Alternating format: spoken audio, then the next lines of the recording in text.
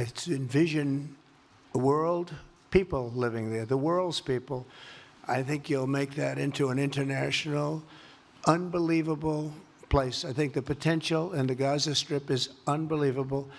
And I think the entire world, representatives from all over the world will be there, and they'll live there. Palestinians also. Palestinians will live there. Many people will live there. But they've tried the other, and they've tried it for decades and decades and decades. It's not going to work. It didn't work. It will never work. And you have to learn from history. History has, you just can't let it keep repeating itself. We have an opportunity to do something that could be phenomenal. And I don't want to be cute. I don't want to be a wise guy, but the Riviera of the Middle East, this could be something that could be so bad. This could be so magnificent.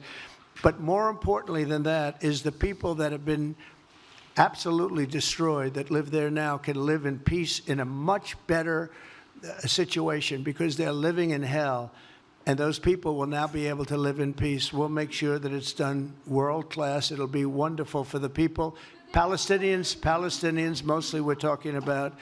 And I have a feeling that despite them saying no, I have a feeling that the king in Jordan and that the general president, but that the general in Egypt will open their hearts and will give us the kind of land that we need to get this done, and people can live in harmony and in peace.